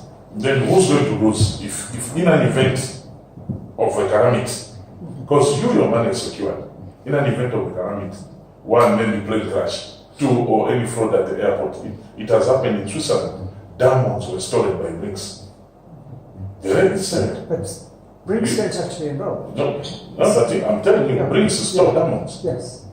This is why you are the ones who are responsible for freighting it to Switzerland. This is what we are saying. You can even do it yourself. Yeah, we are responsible to take our own goods, our own risk. Yes, that's right. We reach Switzerland, we don't know anybody in Switzerland. We will just be told to say, you meet this guy, you meet that guy, who will take you to the final, Yes, for the final essay. yes. In an event, there's a calamity just Yes. here in Switzerland. What happens? Yeah. Who So, loses? Because you are secured from A to Z. You are 100% secured. As from A to Z, we are taking a risk. no, let me explain. Because when you send it as value cargo with insurance. So if the plane crashes or something, but I had understood from Nadia that we will be on the plane, I will be on the plane, you will be on the plane. So if it crashes, we both die anyway. But if anything happens, it's insured. Hopefully, but our friends will still suffer. So let me please be very, very clear, in case maybe beforehand the way I presented it wasn't clear. So, imagine now I'm in your position, okay? And I'm thinking, okay, look, I want to do business, but how do we know that these guys are honest? For argument's sake, okay? And this is completely good and correct and natural. You should think this. So, you must think, how can they mess us around? What can they do that is going to damage us? And so, let's see. Now, we have, let's say, 50 kilograms. We want to send that 50 kilograms to Switzerland. We want the people in Switzerland to send money for 50 kilograms to us. It's a simple trade. However, we don't want to take 50 kilograms to Switzerland at our own cost, because if anything goes wrong, we lose all that cost. We pay the royalties, we pay the freighting, we pay the insurance, we pay the clearing, and we are at a loss and we lose our time.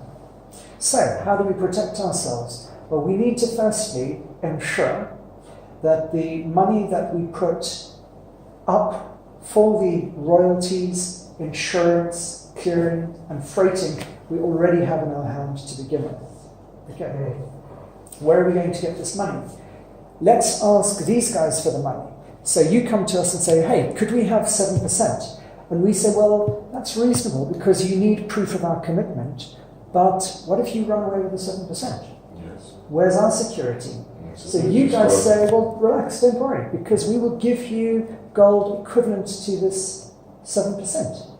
So you give that to us, and now we've got it, but then you say, oh, hang on, you've got the gold of 7%, what if you just take that gold, and then we go to Switzerland with the gold? Where's your commitment to that deal?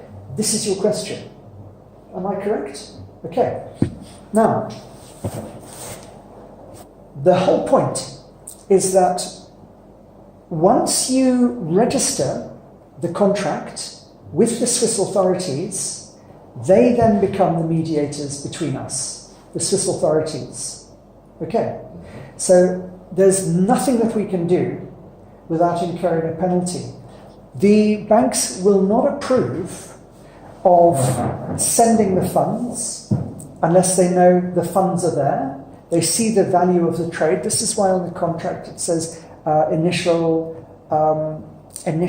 consignment and subsequent consignments. So the banks need to know that the funds are there. The banks need to see that all of the paperwork is lodged with the proper authorities. And so only once they see everything is bona fide, only then they approve it. So if anything goes wrong, the banks have our money. The banks have our money. The Swiss authorities, if they can see that that trade has gone through, you can appeal to the Swiss authorities and they are obliged to pay you.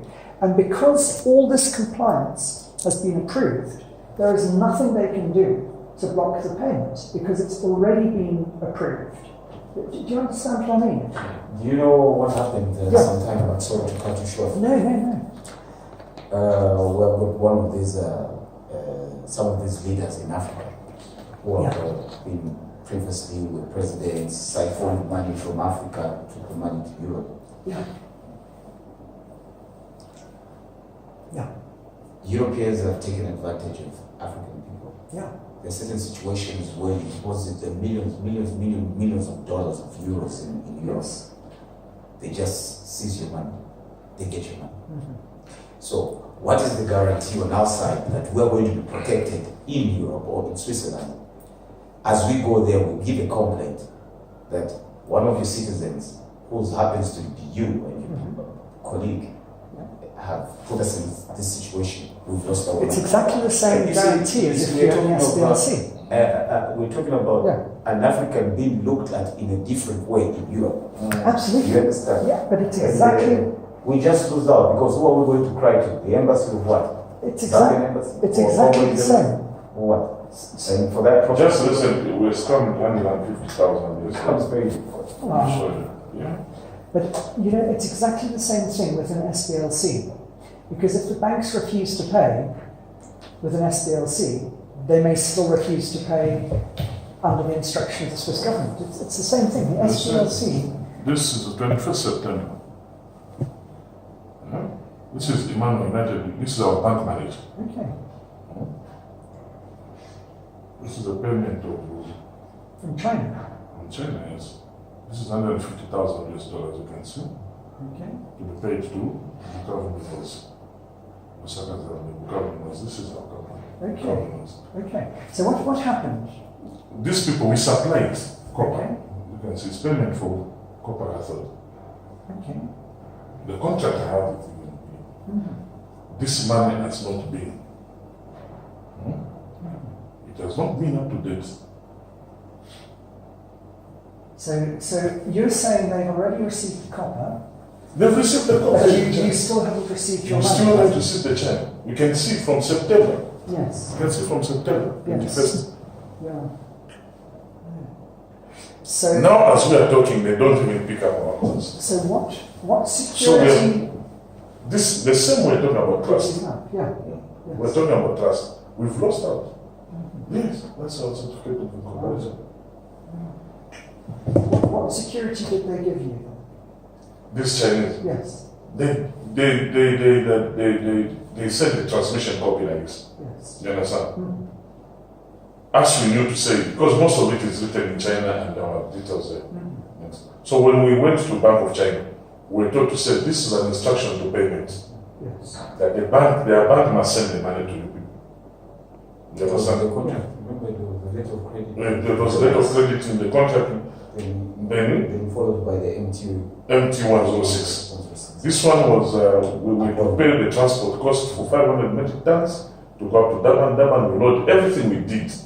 So upon given the bill of lading, the money will reflect in the account. We did that, everything, the goods left, the bill they had. You cannot return the ship on the thing.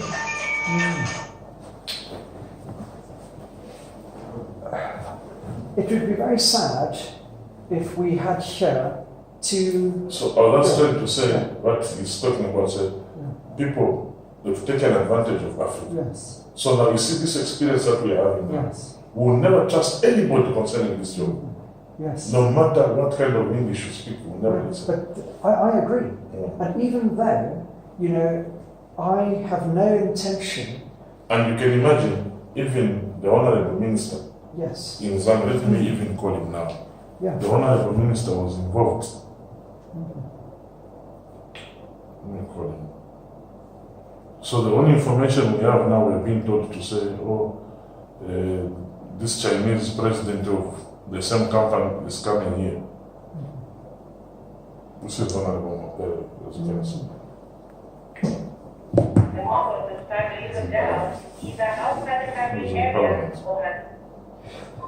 But no, I agree with you because I'm not asking you. Don't worry, please trust me. Look, the reality No, it's not is, that's what we're telling you. We've had bad experiences. So even when one is talking, we just look to say, could it be the same arrangement again? Let's do, you see, just to cut this, why don't you start it on a lower, on a smaller quantity?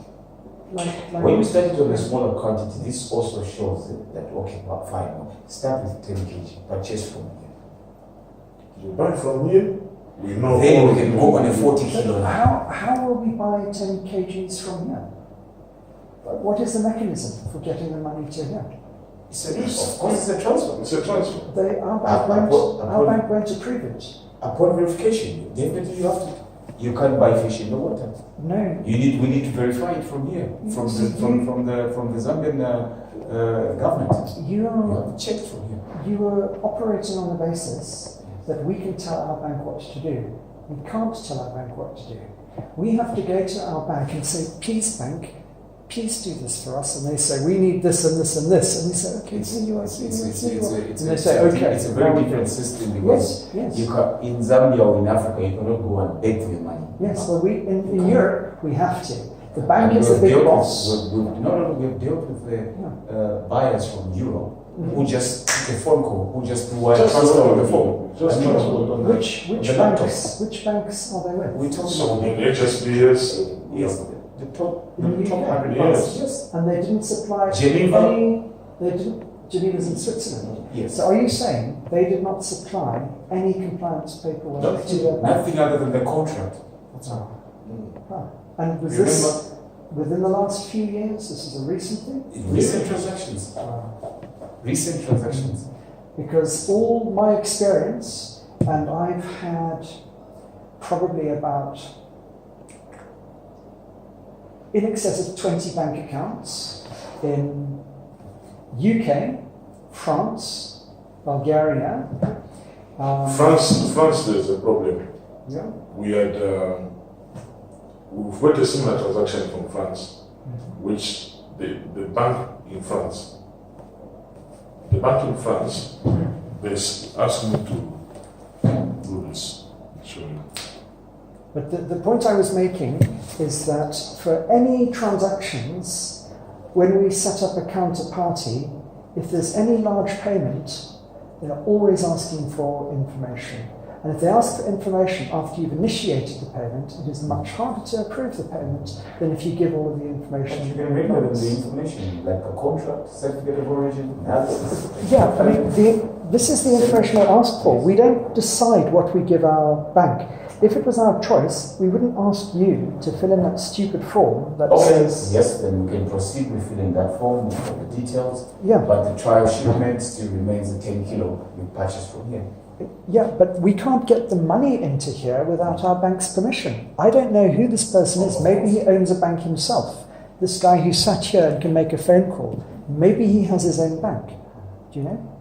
But we can't because we don't have our own bank. We're relying on the people at Credit Suisse and UBS to approve the payments. So are they borrowing you money? No. Are they lending you money? No. For them to pay us out our own money, we have to satisfy them that we are not asking them to pay criminals or terrorists or whatever it is that they're worried about. Do you Because understand? we have had such queries or requirements from buyers saying that, okay, we need such a document because our bank cannot release money. Mm-hmm. And you find that the documents that will be needed is just basically a transaction document, which is a reference to what he is doing. Yeah. It's a contract.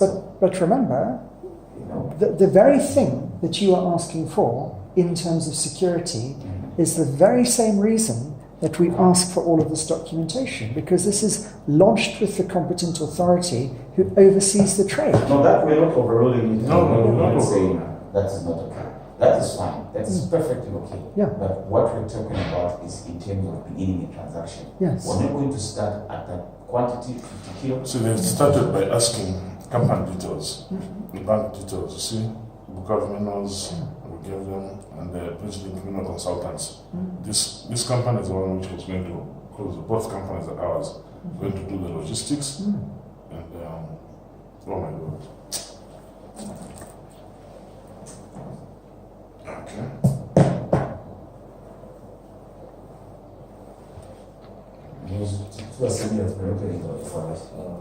This is the client. It's from France, yes. He's Chinese, but he's in France. Yes, he's a French guy. The document is inside the bank. Bank is going to contact the other bank for the procedure. The client wants to sign the SPA after the green light from the bank. This is from France. Wow. And you see, the point is, we want all of this From before. inform Mr Mundi for bank to cooperate. Yeah. They're saying, I must be informed so that my bank should cooperate. You see? But this is the whole point. Yeah. This is exactly why I've laid out the procedure in the way that I have. So that... Because they just asked for our certificate of incorporation and our bank details. Yeah. And we sent to them. When we sent to them, then they started doing their due diligence. Yeah. And my ID, I sent my ID. That's it. But I mean, this is Zambia, and the deal is going to. We would have to negotiate a whole new deal from the beginning with Zambia, and I don't know what the conditions would be. All the work we have done has been for Kenya. So I'm just trying to understand. You are willing to trust a bank who issues an SBLC, okay? A bank that is regulated by the Swiss authorities. And it must be amongst the top 100 banks in the world. Okay, so if you're willing to trust... As even traveled from London Gatwick, he arrived 30th October, Tuesday. Yesterday, he's in the country. So it's coming, you know. Yeah. This person is coming 400 kgs. Yeah. You see. Yeah. And so he's from which country? From China? This is the one from France. Okay. He went to London. He's from London, from the place. He lives in London, Paris, London, Paris. So he arrived yesterday also. So how will he pay you? You're saying he's coming here to take it physically? No, he's coming here for a meeting. We've already agreed. They're already in agreement. He's coming to sign a contract. After contract, we introduce him to our bank, and the transaction starts.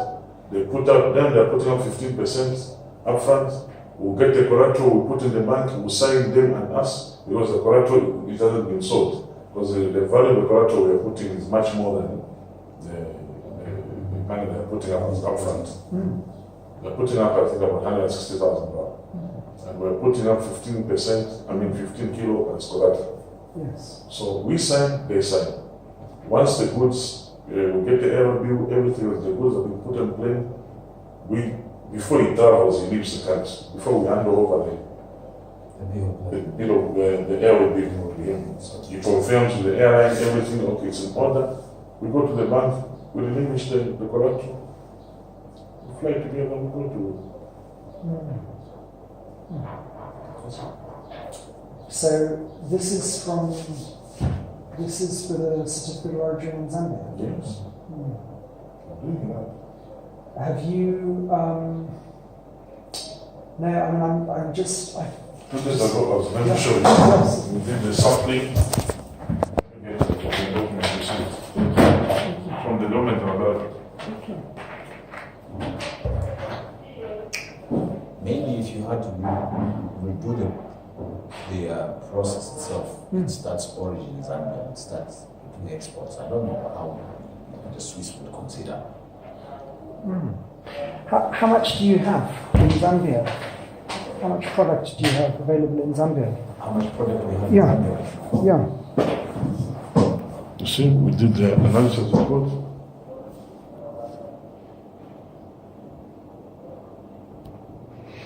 The advance party is already here on the 25th.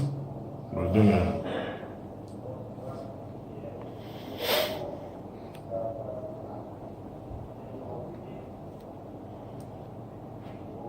they picked up the samples themselves. They went. We told them, go to this place.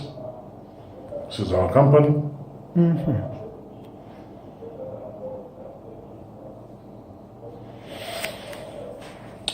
So, I just want to please understand, because everything that I've done was on the expectation of working with Kenya. Okay, so now... Both sides say we have, our mine is in Bukavu. Okay. You understand? In Bukavu, to reach border for Kenya is 160 kilometers. To come here in Zambia, more than 500 kilometers. Okay. And yet so how would it be different if you did it in Zambia? There wouldn't be much difference because we are trying to concur with you in a way that we could change this complicated arrangement from your end. So if you say, okay, fine, moving from here to destination, since you said you have to redo the document. Great picture. Such good So, please talk me through the process as, so very, very simple terms, like I'm a young student, okay, understanding the whole procedure. Let's just imagine we do this from Zambia, okay. How is it a simple matter for you to get the quantities we need, like 500 kilograms per month? You've seen. Okay. You've seen. So What you're capable of doing. remind me. That's 550 kilos. Okay. So 550 kilos. Yes. I should have lifted it. I can't lift 550 kilos. How are you lifting 550 kilos? With a stroke. Two people can't lift 550. It's in two boxes. There are two books of it. For 250 kilos each, even so. You want to test one? Come on. Come on. Yeah.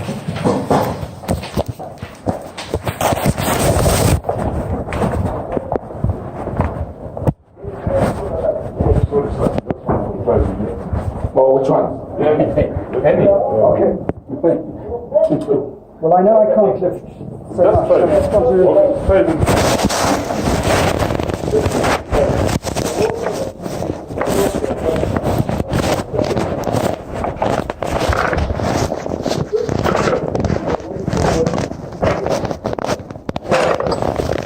How much do you say this? I don't think I could lift 150.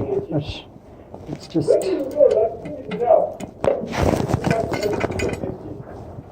No wonder my body was like a whale.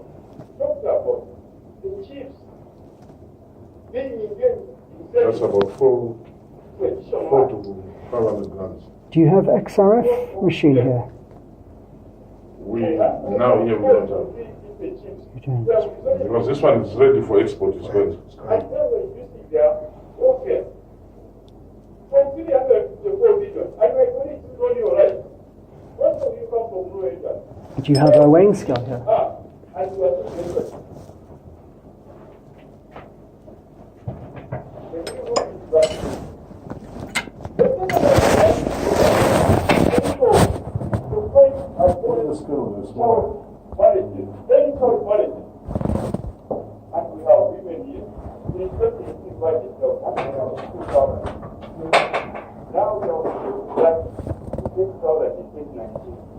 How are we going to fight what?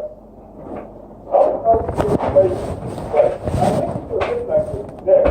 I'm saying this nation has to be solved. But from where I come from, we are having challenges. When I was at young at 12 years, 13 years, 14 years. Like the ladies in the kitchen. That's what.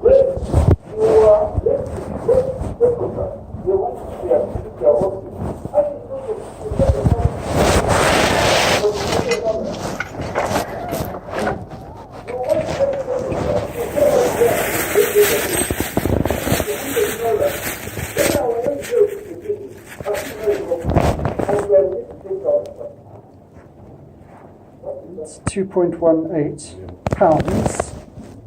Just kilos now. You need to look at It's 2.65. I can't just be from the Rwanda. Which is 4.8 ounces. Give me the total budget. 0.99. Okay.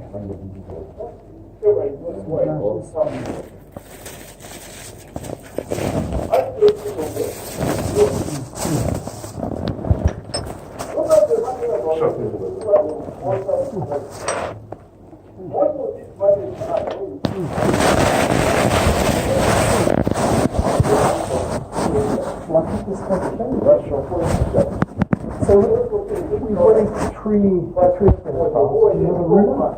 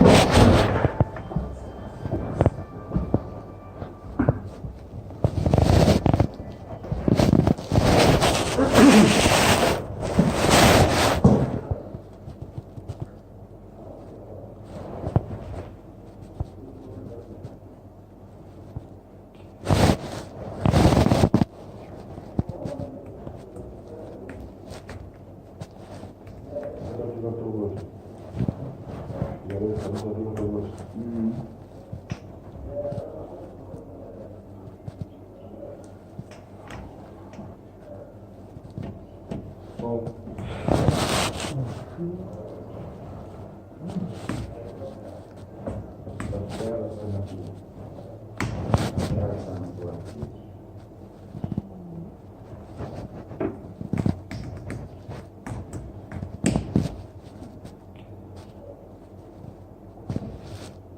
Your mind also good. Sorry? Your mind good also.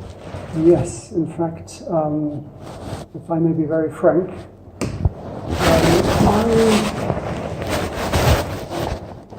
there's no point to talk like this because we could both be lying, but the reality is I trust God with my whole heart. Okay.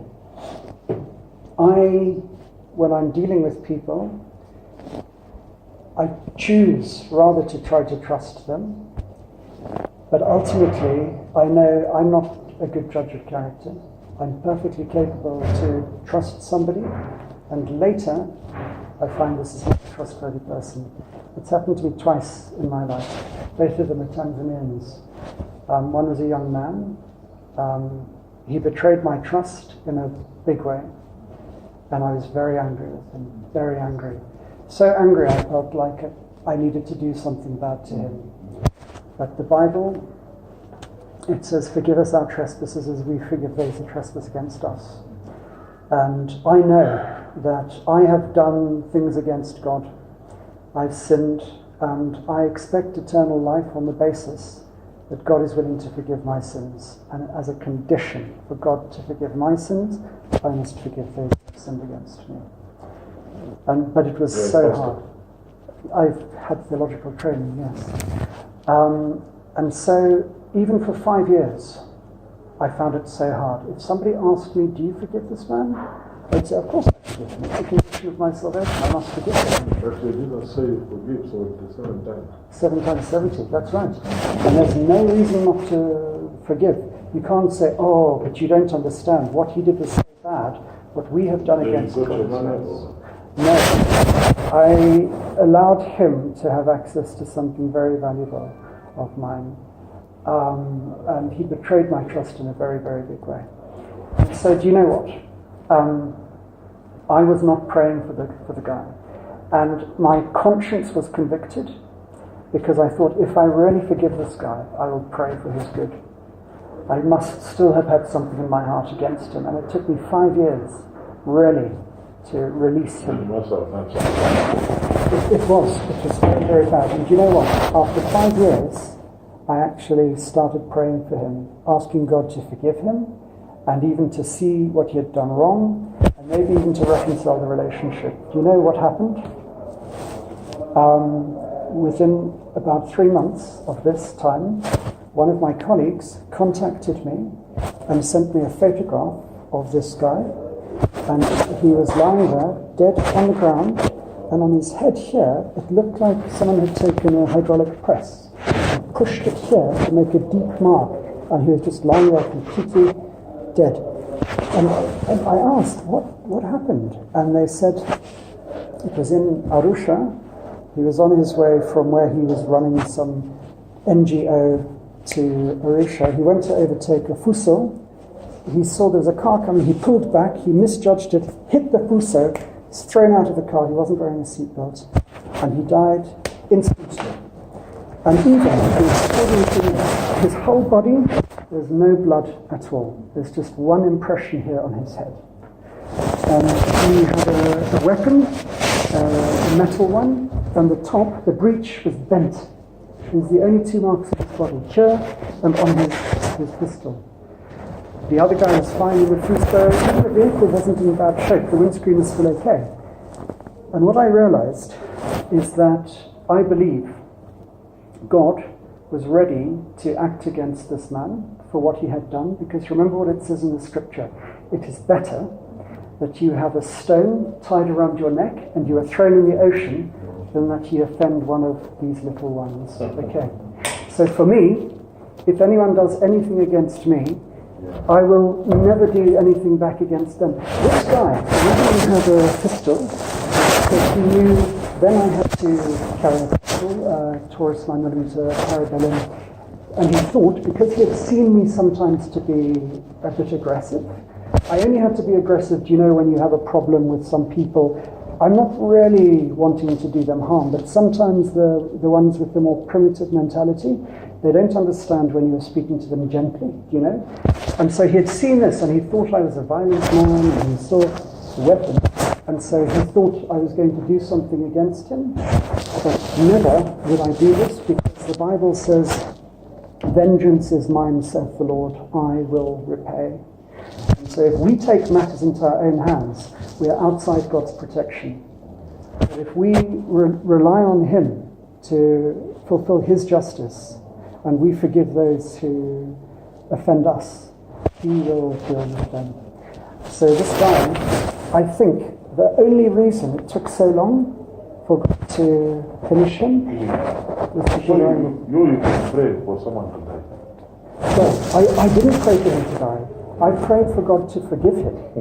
No, sometimes God sometimes God is not answering my prayers the way I'm asking. You see, this guy, I had to pray for God to forgive him, because I know if I maintain any bitterness in my heart, I'm outside my covenant with God. Do you understand? But I believe God wanted to punish him, but he had to wait until my heart was clean towards this man. And another one, this guy, he worked inside my household for several years. There were a couple of things where I thought maybe he's not so okay, but I thought, never mind, God will deal with him. And then on one occasion, he actually made a false charge against me. He went and made a report against me to the immigration department in Tanzania and said that I had threatened somebody. I hadn't threatened somebody. So he actually tried to get me arrested because they... Yeah.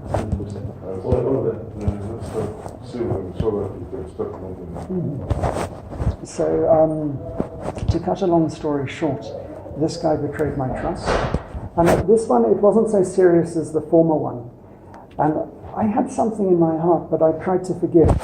And I think about 2 years ago, I was told, he was a young guy, maybe in his mid-30s. I was told he just died mysteriously of a heart attack. So, Not open church. Sorry? Not open the church. Do you know, I nearly did in UK. Stop this mining thing. Yeah. That's what it is. But do you know, in my country also, we have different kind of problem. You may think you have problems in DRC. You have big problems in DRC with warlords and corrupt government and a small elite and this kind of thing. But in the UK, we have different kinds of problems. So my motivation, because God has supplied all my needs already according to his riches and glory, my family is okay. But the reason I'm doing this actually is for a similar kind of motivation, because we're trying to force our government to obey our constitution. Because our government gave away its sovereignty in 1972 in the European Communities Act, and now 70% of all of the legislation that is imposed on the British people originates from the European Union. And in our constitution it says, no foreign prince, person, prelate, state or potentate hath or ought to have any jurisdiction, power, superiority, preeminence or authority within this realm. So they're breaking the law. Not exiting. We are supposed to be exiting, but the government is trying to block this. They're pretending to cooperate, but they don't want to cooperate. They're trying to push for a second referendum to try to convince the British people to vote again to stay. Dishonest people. What do you think? I think they may succeed to do this. To stay or to come out? We should leave, because we should have control of our own country. If we want to make deals with these European countries, no problem. But we shouldn't have some foreigners telling us what to do. Like when you were a colony under Belgium and they were telling you what to do. You should have your independence. God gave you that country. You have the right to determine your own future. You don't need foreigners to tell you what to do. The Belgians are telling us what to do now. This is crazy. This is the irony. But anyway, I tell you all of this because you asked the question. Normally I won't say this kind of thing because ultimately we shouldn't have to rely on trust. We rely on procedure. But you know, I'm very grateful for your giving me the time. I'm so sorry for what is happening in DRC, and you know, I pray that God will bring some healing to that country. Yeah. So let me reflect. Anyway, it's a lovely country. I'm so grateful to come to Zambia. So you were talking about exporting from Zambia as the country of origin. It's a completely new project for me. I never considered it. I don't know the legislation in terms of the, Frank Dodd, Section 1502, anything like this. I will go and I will research, and then if you don't mind, I will contact you if I can see a way forward. But right now, it's too much information to begin again. Like that. Yeah. No, that's anytime, welcome. Thank you. Anytime, welcome. Thank you very much. Even special skills you buy? Sorry? Special skills you buy. I was just explaining to you, Doctor, I myself don't, but I have a number of different businesses, and in one of them I have a partner who has been in that trade for 42 years in the UK, and so he I know is interested. So, yeah, but the point is, I don't know what I'm looking at because this is not my expertise. If we do a deal, we did some deals in Greece, because in Greece the economy was so bad that they were selling all their jewelry to the pawnbrokers, and the pawnbrokers couldn't sell it because no one had money. So we were buying it from Greece. And so this guy, they sit across the table with a big bag of jewels and he puts it up, and he knows what he's looking at, but I don't know what I'm looking at. But thank you very much indeed.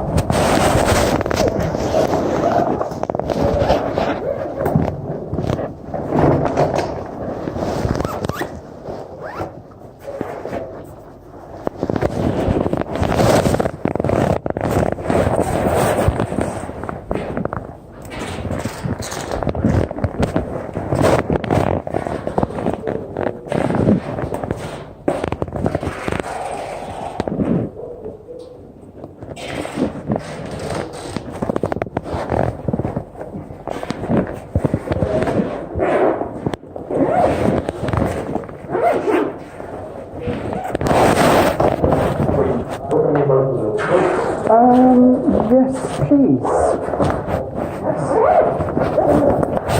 Well, actually, if you have that, just opposite the hotel in the mall, I will go there just to get some lunch, if that's convenient for you. Do you know it's like the Blue Radisson? Radisson Blue is this side. On the other side of the road there's a mall, like this stuff. Yeah, thanks so much.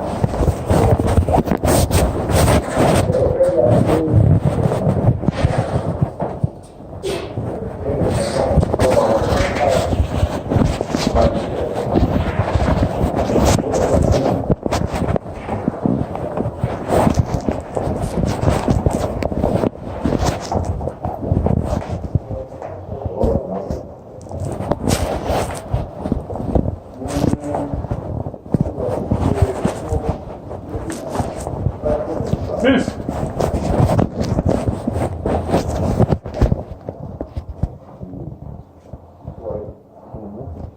I'm surprised the kids, but traveling today or tomorrow? I need to reflect. I need to consult with my colleagues, just make a report to them, and then we will discuss whether or not I will go to Nairobi or back to South Africa. And I will look at So I will go to the mall by Wi-Fi, but it's with lunch, and then just run. Mr. Mundi, it's been a huge pleasure to meet you. And let us